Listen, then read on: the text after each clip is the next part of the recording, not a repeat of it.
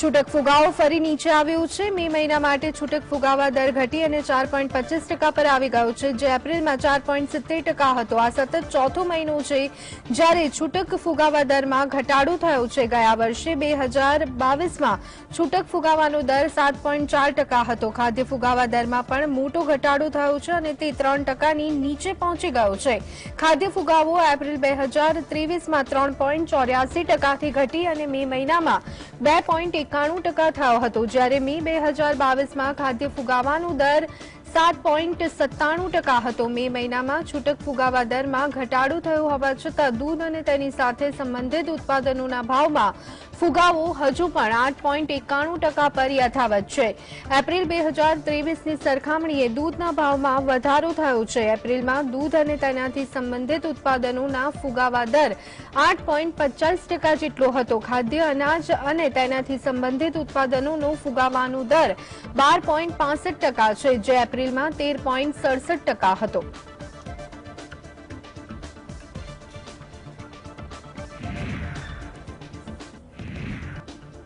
केंद्रीय वेपार અને ઉદ્યોગ મંત્રી પિયુષ ગોયલે ભારત અને યુએસ વચ્ચેના દ્વિપક્ષીય વેપાર વિશે જણાવ્યું હતું કે છેલ્લા 12 મહિનામાં બંને દેશો વચ્ચેનો વેપાર નોંધપાત્ર રીતે વધ્યો છે।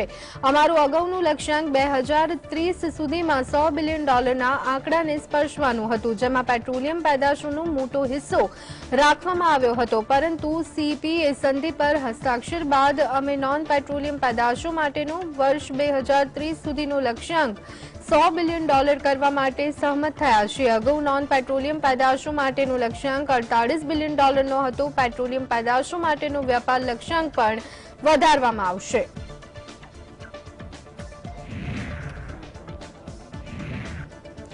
દિલ્હીમાં ઓલા, ઉબર, રેપિડો જેવી કંપનીઓને મોટો ઝટકો लाग्યો છે। સુપ્રીમ કોર્ટે રાજધાની દિલ્હીમાં આ ત્રણેય કેબ કંપનીઓની બાઇક ટેક્સી ચલાવવા પર પ્રતિબંધ મૂકી દીધો છે। દિલ્હી સરકાર દ્વારા સુપ્રીમ કોર્ટમાં ઓલા, ઉબર અને રેપિડો જેવી કંપનીની બાઇક સર્વિસ પર પ્રતિબંધ લગાવવાની માંગ કરાઈ હતી, જેના પર સુપ્રીમ કોર્ટે સુનાવણી હાથ ધરી અને કેબ એગ્રીગેટર કંપનીઓને ઝટકો આપ્યો છે। હાલ સુપ્રીમ કોર્ટના આદેશ બાદ દિલ્હીમાં બાઇક ટેક્સી ઉપર પ્રતિબંધ લગાવી દેવાયો છે। સુપ્રીમ કોર્ટે દિલ્હી હાઈકોર્ટના વચગાળાના આદેશ પર રોક લગાવી છે।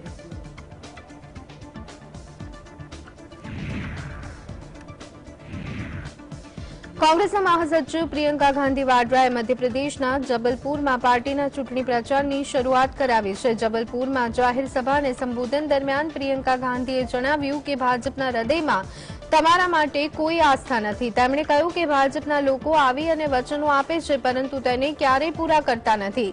પ્રિયંકા ગાંધીએ કહ્યું કે મોટી મોટી ડબલ એન્જિન અને ટ્રિપલ એન્જિનની વાત કરવામાં આવે છે। તેમણે કહ્યું કે કર્ણાટક અને હિમાચલ પ્રદેશમાં પણ ભાજપ તરફથી આ પ્રકારની વાત કરવામાં આવી હતી। કોંગ્રેસના મહાસચિવે જણાવ્યું કે લોકોએ સ્પષ્ટ કરી બતાવ્યું છે કે આ ડબલ એન્જિનની વાત બંધ કરો અને જો કામ નહીં કરો તો સત્તામાંથી કાઢી મૂકીશું। उनके दिलों में आपके लिए कोई आस्था नहीं है, कोई विश्वास नहीं है अपनी ही बातों पर। यहाँ आकर घोषणाएं करते हैं, उन्हें पूरा नहीं करते। बड़ी बड़ी बातें होती हैं, डबल इंजन, ट्रिपल इंजन की बातें होती हैं। बहुत देखी है हमने डबल इंजन और ट्रिपल इंजन की सरकारें। हिमाचल में भी ये कहते थे, कर्नाटक में भी ये कहते थे, और जनता ने दिखा दिया है इनको। ये डबल इंजन की बातें बंद करो, ये दिखाओ, देखो आपको हम निकाल देंगे। ईडी અને સીબીઆઈની તપાસ મુદ્દે રાજસ્થાનના સીએમ અશોક ગેહલોત સતત ભારતીય જનતા પાર્ટી પર પ્રહારો કરી રહ્યા છે। સોમવારે ફરી તેમણે ભારતીય જનતા પાર્ટી પર પ્રહાર કરતા કહ્યું કે ભાજપ ઈડી, સીબીઆઈ અને આઈટીને ધમકાવી અને બધાને તપાસ માટે મોકલે છે। ઈડી અને સીબીઆઈએ કઈ જગ્યાએ તપાસ કરવી તેની યાદી ભારતીય જનતા પાર્ટી આપે છે, પરંતુ હું કહેવા માંગુ છું કે ઈડી, સીબીઆઈ અને આઈટી આપણા દેશની પ્રતિષ્ઠિત એજન્સી છે। જો તેઓ ઈમાનદારીથી કામ કરશે તો મજા આવશે। ये तमाम पॉलिटिकल फोर्सेज जो है बीजेपी के, वो इनको धमका करके बेचते हैं, सब जगह लिस्ट देके बेचते हैं। वो गलत है। अगर वो खुद आए, मान लीजिए, तो ये इतनी अच्छी एजेंसी हैं देश के लिए, इनकम टैक्स, ईडी, सीबीआई, ये हमारी प्रीमियर एजेंसी है देश की, मानी हुई एजेंसी है, प्रतिष्ठित एजेंसी है, जो अपना काम ईमानदारी से करे। बेईमानों को पकड़े, जेल भेजे, हमें खुशी होगी, हम स्वागत करेंगे। રાજસ્થાન કોંગ્રેસમાં ફરી એકવાર હલચલ તેજ થઈ ગઈ છે। કોંગ્રેસના બે દિગ્ગજ નેતાઓ અશોક ગેહલોત અને સચિન પાયલટ વચ્ચેના મતભેદોને આ વર્ષના અંતમાં રાજ્યમાં યોજાનારી વિધાનસભાની ચૂંટણી પહેલા ઉકેલવાનો પ્રયાસ કરી રહી છે। દરમિયાન મુખ્યપ્રધાન અશોક ગેહલોતે સચિન પાયલટના આરોપોનો જવાબ આપતા તેમને સલાહ આપી છે। અશોક ગેહલોતે સોમવારે કહ્યું કે ઇન્દિરા ગાંધીજીએ મને ઘણું આપ્યું। રાજીવ ગાંધી, સોનિયા ગાંધી, રાહુલ ગાંધી સહિત સમગ્ર ગાંધી પરિવારે મને ધારાસભ્ય, પ્રદેશ અધ્યક્ષ અને રાજ્યના 3 વખત મુખ્યમંત્રી બનાવ્યા। કોઈ શું કહેશે કે મારો નેતા કોણ છે? મુખ્યમંત્રીએ વધુમાં કહ્યું કે જ્યારે પાર્ટી અધ્યક્ષ મલ્લિકાર્જુન ખડગે, રાહુલ ગાંધી, કેસી વેણુગોપાલે તેના પર ચર્ચા કરી છે અને નક્કી કરવામાં આવ્યું છે કે બધાએ સાથે મળી અને ચૂંટણી લડવી પડશે। તો હું આશા રાખું છું કે કોઈ પણ નેતા કે કાર્યકર હાઈકમાન્ડની આ સૂચનાનું પાલન કરશે।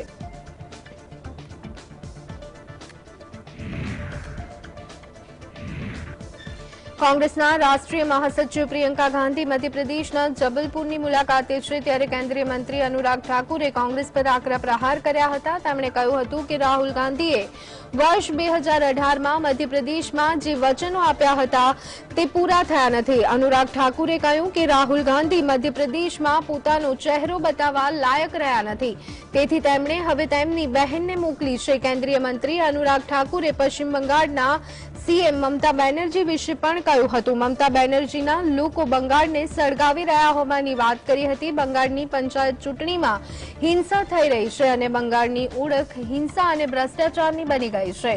મમતા બેનર્જી અને લાલુ યાદવના શાસનમાં પૈસા આપવાથી નોકરી મળે છે।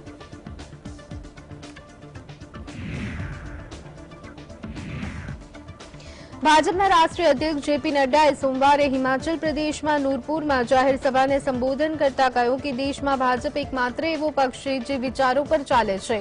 બાકીના તમામ પક્ષો વૈચારિક રીતે શૂન્ય થઈ ગયા છે। આ પક્ષો ખુરશી માટે કોઈપણ પ્રકારનું સમાધાન કરવા માટે તૈયાર થઈ જતા હોય છે। આજે પણ સીપીએમ અને કોંગ્રેસ બંને પાર્ટીએ હાથ મિલાવી લીધા છે।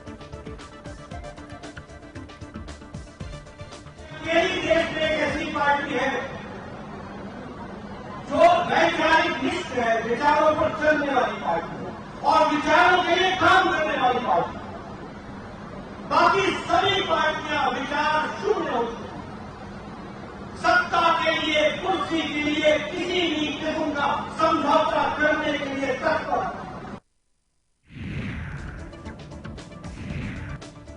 બિહારના પૂર્વ ઉપમુખ્યમંત્રી અને ભાજપના સાંસદ સુશીલ કુમાર મોદી વર્ષ 2024 લોકસભાની ચૂંટણીમાં જણાવ્યું કે જ્યારે બારાત તૈયાર થઈ રહી છે તો દુલ્હાનું પણ નક્કી હોવું જોઈએ। તેમણે કહ્યું કે લોકો જાણવા માંગે છે કે વડાપ્રધાન મોદીનો મુકાબલો કોણ કરશે। જો હિંમત છે તો નામ નક્કી કરવામાં આવે। સુશીલ મોદીએ દાવો કર્યો છે કે 23મી જૂનના રોજ પટણામાં જે બેઠક થઈ રહી છે તેમાં કેસીઆર, નવીન પટનાયક, માયાવતી અને એચડી કુમારસ્વામી સામેલ થઈ રહ્યા નથી। તેમણે દાવો કરતા કહ્યું છે કે આ નેતાઓ વચ્ચે અંદરો-અંદર ઝઘડા છે। સુશીલ મોદીએ કહ્યું કે હાથ મળવાથી દિલ મળતા નથી। बारात निकल गई तो दरवाजे पर जाकर लड़की का चेहरा देखकर दूल्हा तय कीजिएगा कि दूल्हा कौन होगा। अरे जब बारात सज रही है तो दूल्हा भी तो तय होना चाहिए ना। तो इनको डर है कि सिर्फ टवल हो जाएगा, कोई नीतीश कुमार को स्वीकार नहीं करेगा, कोई केजरीवाल को स्वीकार नहीं करेगा। अरे जनता जानना चाहेगी ना कि नरेंद्र मोदी का मुकाबला कौन करेगा, नरेंद्र मोदी का विकल्प कौन है। लोग चेहरा देखना चाहते हैं। अगर हिम्मत है तो नाम तय कीजिए, लेकिन ये नाम नहीं तय कर सकते। પશ્ચિમ બંગાળમાં પંચાયતની ચૂંટણી નજીક આવી રહી છે, ત્યારે કેન્દ્રીય મંત્રી અનુરાગ ઠાકુરે મમતા સરકારની ઝાટકણી કાઢી છે। અનુરાગ ઠાકુરે કહ્યું છે કે એક સમય હતો જ્યારે બંગાળ સુભાષચંદ્ર બોઝ, રવિન્દ્રનાથ ટાગોર માટે જાણીતું હતું। આજે બંગાળ બદનામ થઈ રહ્યું છે। હિંસા અને ભ્રષ્ટાચાર બંગાળમાં ન્યૂ નોર્મલ બની ગયું છે। તેમણે કહ્યું કે બંગાળમાં પંચાયતની ચૂંટણી આવી રહી છે અને ત્યાં હિંસા શરૂ થઈ ગઈ છે। અનુરાગ ઠાકુરે દાવો કર્યો છે કે બંગાળ આજે રોકડાને બદલે નોકરી માટે પણ જાણીતું બન્યું છે। બિહારમાં લાલુ પ્રસાદ યાદવના જમાનામાં જમીનને બદલે નોકરી આપવાનું કૌભાંડ થતું હતું। આ સરકાર ઉપર ભ્રષ્ટાચારના ગંભીર આરોપ છે। वो बंगाल जो कभी जाना जाता था, सुभाष चंद्र बोस जी के लिए, डॉक्टर श्यामा प्रसाद मुखर्जी के लिए, रविंद्रनाथ टैगोर जी के लिए, स्वामी विवेकानंद जी के लिए, उसी बंगाल का नाम आज बदनाम हो रहा है। हिंसा की बात करें तो वहां पर देखने को मिलता है कि हिंसा, तुष्टीकरण, अराजकता, भ्रष्टाचार बंगाल का न्यू नॉर्मल बन गया है।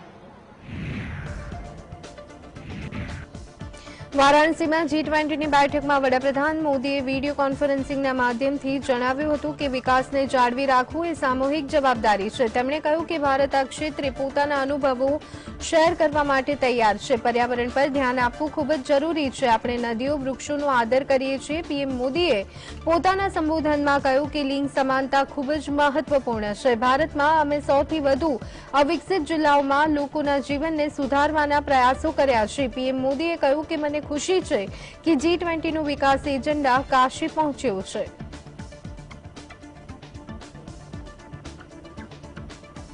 I strongly believe that it is our collective responsibility not to let the sustainable development goals fall behind. We must ensure that no one is left behind. It is imperative for this group to send a strong message to the world that we have an action plan to achieve this.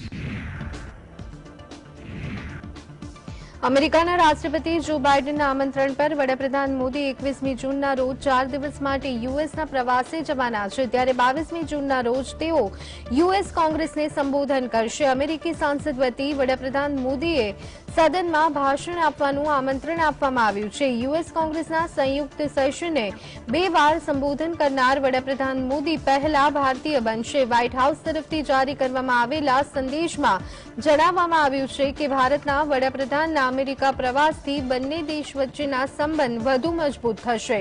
અમેરિકામાં રહેતા ભારતીય લોકો પણ PM મોદીના સ્વાગતની આતુરતાથી રાહ જોઈ રહ્યા છે। વડાપ્રધાન મોદીના સ્વાગત માટે ભારતીય સમુદાય દ્વારા 18મી જૂનથી અમેરિકાના 20 શહેરોમાં ઇન્ડિયા યુનિટી માર્ચ કાઢવામાં આવશે।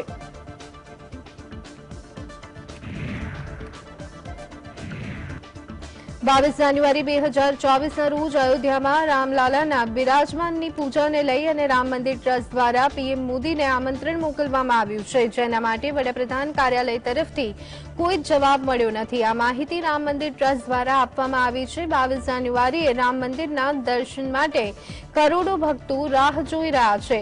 आ ते ज दिवस हशे ज्यारे भगवान रामलल्ला गर्भगृहमां बिराजमान थशे। रामलल्लानी प्राण प्रतिष्ठा समये देशना तमाम प्रदेशोना मंदिरोने शणगारवामां आवशे। केटलीय जग्याए श्रीराम जन्मभूमि मंदिरमां योजानार प्राण प्रतिष्ठानो कार्यक्रम पण देशना विविध स्थळोए वर्च्युअल रीते बताडवामां आवशे।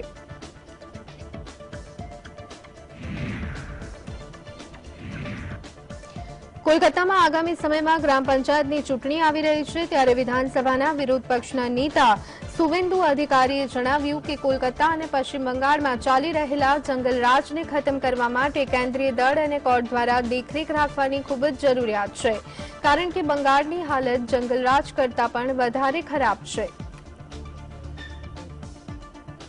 1 लाख से ज्यादा बीजेपी कार्यकर्ता वोटर, खासकर ये हिंदू लोग को ये घर से निकाल दिया था। 56 आदमी का मौत हुआ था, उसमें बीजेपी का 2021 का असेंबली का प्रत्याशी मानव शाह भी उसका अंदर था। किस तरीके से वायलेंस हुआ आपने देखा।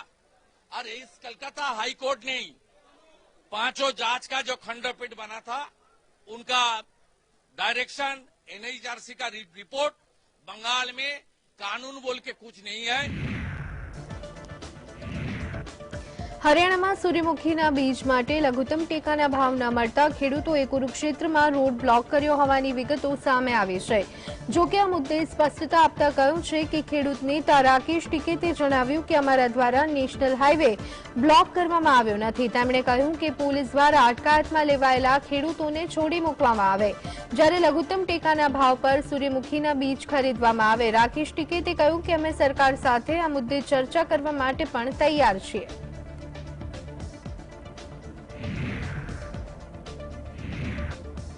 હરિયાણાના કુરુક્ષેત્રમાં સૂર્યમુખીના બીજ માટે લઘુત્તમ ટેકાના ભાવની માંગ કરતા ખેડૂતો પર સરકાર દ્વારા કરવામાં આવેલી કાર્યવાહી બાદ 12મી જૂનના રોજ ખેડૂત મહાપંચાયત યોજવામાં આવી હતી। આ વિશે વાત કરતા ખેડૂત નેતા રાકેશ ટિકેતે જણાવ્યું કે સરકારે ખેડૂતો પર જે કાર્યવાહી કરી તેના વિરોધમાં મહાપંચાયત રેલી યોજવામાં આવી હતી।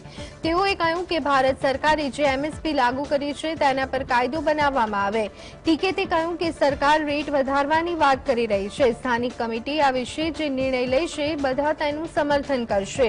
આ પંચાયતમાં કુસ્તીબાજ બજરંગ પુનિયા પણ હાજર રહ્યા હતા અને તેઓએ જણાવ્યું હતું કે હું ખેડૂતોનું સમર્થન કરવા માટે આવ્યો છું। તેમણે કહ્યું કે અમે ખેડૂત પરિવારમાંથી આવીએ છીએ। બજરંગ પુનિયાએ જણાવ્યું કે ખેડૂત આંદોલન સમયે પણ અમે ખેડૂતોનું સમર્થન કર્યું હતું। कि जो भारत सरकार ने एमएसपी लागू की है उस पे कानून बना दे। हमने यही तो कहा। भारत सरकार ने बार बार कह रही कि हम रेट बढ़ा रहे, देश को गुमराह कर रही है। हमने कहा कि जो आपने एमएसपी तय की उस पे आप कानून बना दो, एमएसपी गारंटी कानून। ये जब तक नहीं बनेगा ये किसान आंदोलन करता रहेगा। देश में बड़े आंदोलन की फिर जरूरत पड़ेगी। કેરળમાં ફેક સર્ટિફિકેટનો મામલો ગરમાયો છે। સ્ટુડન્ટ ફેડરેશન ઓફ ઇન્ડિયાના નેતાએ ખાસ ખોટું સર્ટિફિકેટ નોકરી માટે દેખાડતા કેરળ સ્ટુડન્ટ યુનિયને વિરોધ નોંધાવ્યો હતો। કેરળ સ્ટુડન્ટ યુનિયનના વિદ્યાર્થીઓએ વિરોધ પ્રદર્શન નોંધાવતા પોલીસે વિદ્યાર્થીઓએ વોટર કેનનનો મારો ચલાવ્યો હતો। કેરળની વિદ્યાર્થીનીઓએ પલક્કડ યુનિવર્સિટીમાં ગેસ્ટ લેક્ચર બનવા માટે ફેક સર્ટિફિકેટ રજૂ કરાવ્યા હોવાનો મામલો સામે આવ્યો હતો। આ મામલે વિદ્યાર્થીઓ દ્વારા પણ વિરોધ પ્રદર્શન કરવામાં આવ્યું હતું। ત્યારે વિદ્યાર્થીઓ સામે આઈપીસી ધારા 465, 468 અને 471 થી ગુનો નોંધાયો છે।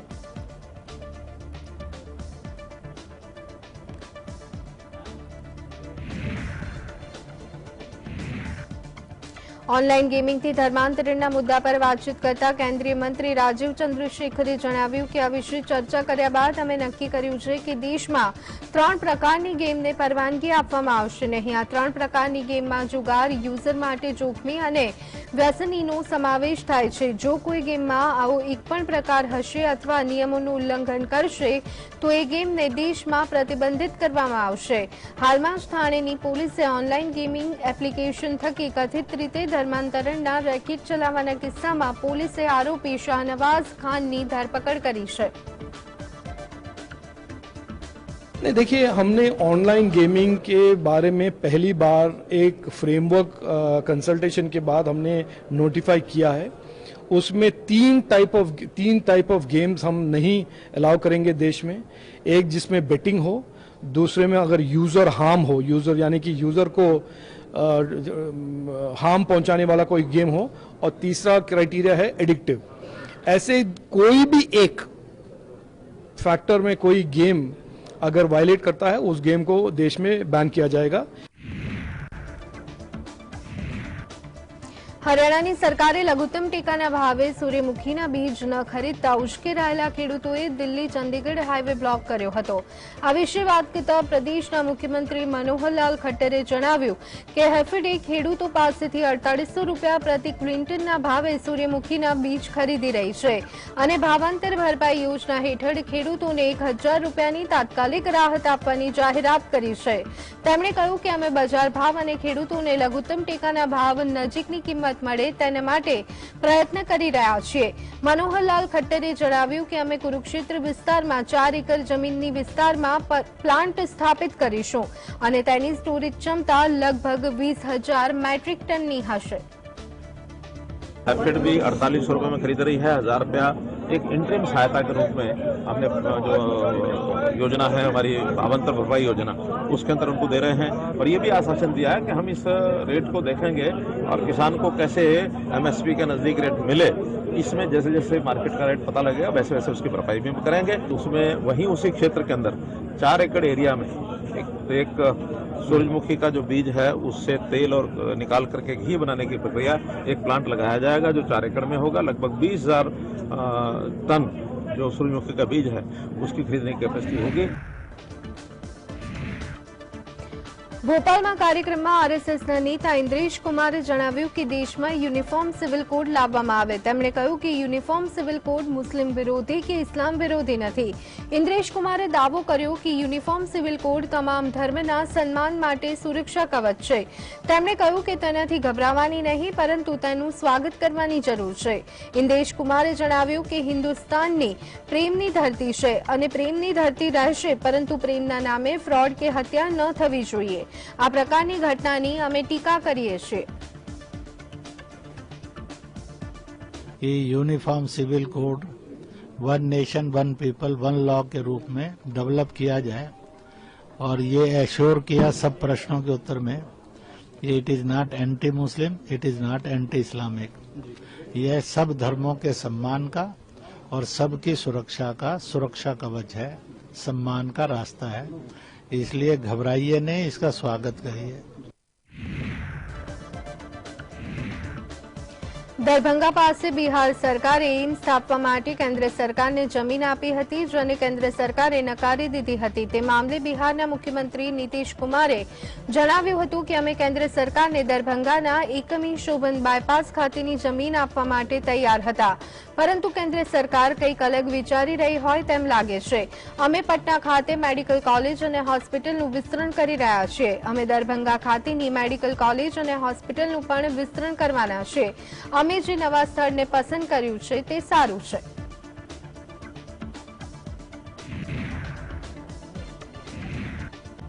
G20ની ડેવલપમેન્ટ મિનિસ્ટર્સની બેઠકની હાજરી આપવા માટે બ્રાઝિલ, જર્મની, જાપાન, ઇન્ડોનેશિયા અને ચીન સહિત રાષ્ટ્રના પ્રતિનિધિ વારાણસી પહોંચ્યા છે. આ બેઠક 13મી જૂન સુધી ચાલશે. વિદેશ મંત્રી એસ જયશંકર આ બેઠકની અધ્યક્ષતા કરી રહ્યા છે.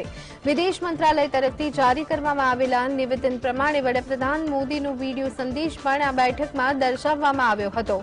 આ વિશે વાત કરતા એસ જયશંકરે જણાવ્યું કે ભારતે સસ્ટેનેબલ ડેવલપમેન્ટ ક્ષેત્રે આગળ વધવા માટે 7 વર્ષનો એક્શન પ્લાન ઘડ્યો છે. એક્શન પ્લાનમાં માત્ર વિકાસના એજન્ડા જ નહીં કે G20ની પ્રતિબદ્ધતા જ નહીં, પરંતુ 3 મુખ્ય એજન્ડા પર પરિવર્તનકારી પગલાં લેવાનો પ્રયાસ કરવામાં આવ્યો છે. To address the crisis as one. The theme of the Indian presidency, one earth, one family, one future, therefore is an urgent call for action. As one earth, we must demonstrate solidarity for those in need. કોંગ્રેસના નેતા પ્રમોદ તિવારીએ ભાજપ પર આકરા પ્રહાર કર્યા છે. પ્રમોદ તિવારીએ જણાવ્યું કે કર્ણાટકના લોકોએ ભાજપને નકારી કાઢી છે અને દક્ષિણમાં ભાજપના સુફડા સાફ થઈ ગયા છે. તેમણે અમિત શાહની ટીકા કરતા કહ્યું કે તમિલનાડુમાં ભાષણ આપતા પહેલા તેમની સામે કેટલી ભીડ છે તે જોવાની જરૂર હતી. તેમણે કહ્યું કે વર્ષ 2024માં મોદી સરકારને હટાવવા માટે વિપક્ષી દળોને એકજૂટ થવું પડશે. પ્રમોદ તિવારીએ કહ્યું છે કે હું પૂછવા માંગુ છું કે શું વિપક્ષના કોઈ નેતાએ વડાપ્રધાન બનવાની ક્યારેય માંગ કરી છે? તેમણે કહ્યું કે આગામી લોકસભાની ચૂંટણીમાં ભાજપને 100 સીટ પણ નહીં મળે. क्या किसी नेता ने विपक्ष के प्रधानमंत्री बनने का दावा किया? नीतीश जी मना कर चुके, तमाम दूसरे दलों के लोग मना कर चुके, ममता जी ने नहीं कहा. ये तो भारतीय जनता पार्टी को रात में सपना आता है, सुबह बोल देते हैं. डरे हुए, सहमे हुए, घबराए हुए लोग जिनकी 100 सीटें नहीं आनी है. अगर 1 to 1 जिसका प्रयास 23 को होने जा रहा है हो गया तो